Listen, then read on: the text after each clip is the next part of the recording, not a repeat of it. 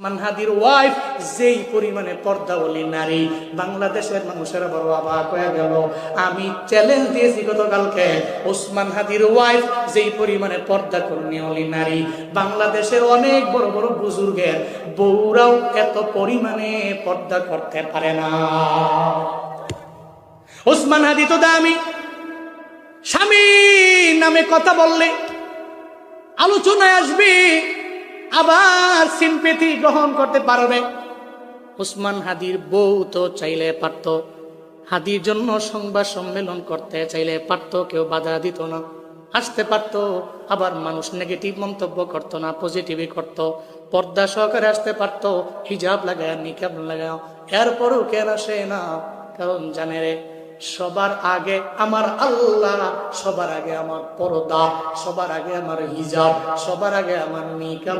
এই জন্যই তো আল্লাহ হাদির দাম বাড়ায় দিল। এই ওনার বউ কেন আসা লাগবে? ওনার জন্য কথা বলার মতো লোকের তো অভাব নাই। আজকে জানাজার মধ্যে লাখো লাখো জনতা, এরা কেন আইলো? এই হাদিরা তো কেউ চিনে না, এক সপ্তাহ আগেও তার ব্যাপারে জানতো না। এখন তো মুরব্বীটা ওনার জন্য কান্দে, একটা ছোট্ট বাচ্চাও কান্না করে, একটা মাদ্রাসার হুজুরেও কান্না করে, বড় বড় উলামায়ে কেরামেরা ওর ব্যাপারে কান্না করে। এই আমার তো আত্মীয় না, এরপর আমি জানাজায় কেন দৌড়ে গেলাম? অনেকের তো আত্মীয় স্বজন না, তাহলে লাখো লাখো মানুষ জানাজার মধ্যে কেন আইলো? এটা কেন আইছে জানো নি? কারণ ঘরের মধ্যে যদি এমন বিবি থাকে যেই বিবি জান্নাতি বিবি, ঘরের মধ্যে এমন মা যদি থাকে যেই মা জান্নাতি মা, এই ঘরের থেকে তো অনেক খারাপ লোক আশা করা যায় না।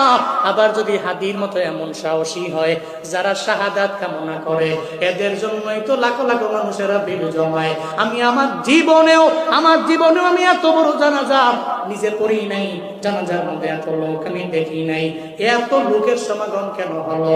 কারণ জানো নি? কারণ এটা আসমানি ফয়সালা। আসমানবাসী যার প্রতি রাজি, মানে ফেরেশতারা যার প্রতি রাজি, আল্লাহ যার প্রতি রাজি, দুনিয়ার সব লোকেরা এর প্রতি রাজি হয়ে যায়।